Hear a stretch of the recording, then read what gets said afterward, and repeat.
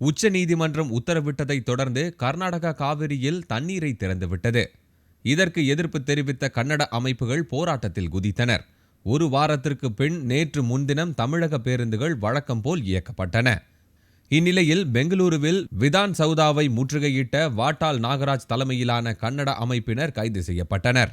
போராட்டம் நடைபெற்ற அதே நேரத்தில் மாண்டியா, மத்தூர், ராமநாகரம், சாம்ராஜ் நகர், சித்ரதுர்கா, துமகுரு உள்ளிட்ட பகுதிகளில் தமிழர்கள் நடத்தி வந்த கடைகள் அடித்து நொறுக்கப்பட்டன.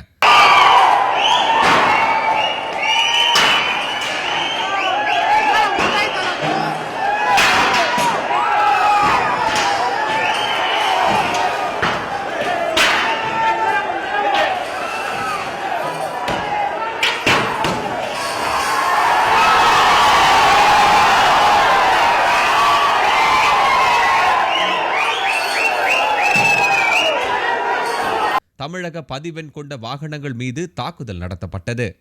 பெங்களூரு மைசூர் சாலையில் உள்ள தொழிற்பேட்டையில் 25க்கும் மேற்பட்ட வாகனங்களும், ஹாவலஹள்ளியில் 10க்கும் மேற்பட்ட லாரிகளும் தீ வைத்து எரிக்கப்பட்டன. சாம்ராஜ்பேட்டையில் கோகுல்ராஜ் டிரான்ஸ்போர்ட் குடோனில் 10க்கும் மேற்பட்ட லாரிகளுக்கு வன்முறையாளர்கள் தீ வைத்தனர்.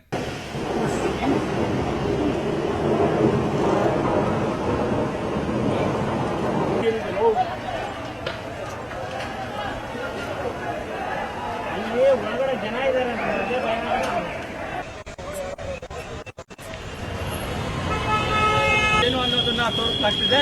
ಮೈಸೂರು ರಸ್ತೆಯಲ್ಲಿ ಒಂದು ರೀತಿ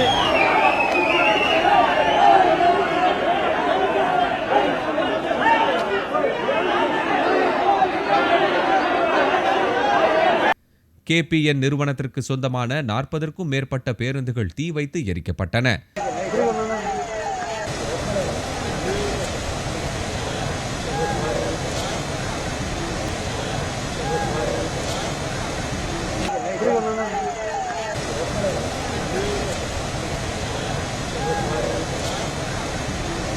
பெங்களூருவில் 50க்கும் மேற்பட்ட லாரிகள், டெம்போ டிராவலர் வேன்கள், கார்களுக்கு தீ வைக்கப்பட்டன. ஒரே நாளில் 90 லாரிகளும் 50 பேருந்துகளும் எரிக்கப்பட்டன. குறைந்தது 50 வாகனங்கள் கல்வீசி தாக்கப்பட்டதுடன் தமிழர்களின் கடைகள் கடுமையாக சேதப்படுத்தப்பட்டன. பதற்றம் நீடித்ததால் 3 மாவட்டங்களில் 144 தடை உத்தரவு பிறப்பிக்கப்பட்டது. பெங்களூருவில் மட்டும் 15,000 போலீசார் குவிக்கப்பட்டனர். முதலமைச்சர் சித்தராமையாவின் கோரிக்கையை ஏற்று துணை ராணுவ படையின் 20 கம்பெனிகள் அடங்கிய வீரர்களை மத்திய அரசு அனுப்பியது. இதில் 1000 வீரர்கள் நேற்றே பாதுகாப்பு பணியில் ஈடுபடுத்தப்பட்டனர். மீதமுள்ளவர்கள் இன்று வந்தடைவார்கள் என எதிர்பார்க்கப்படுகிறது.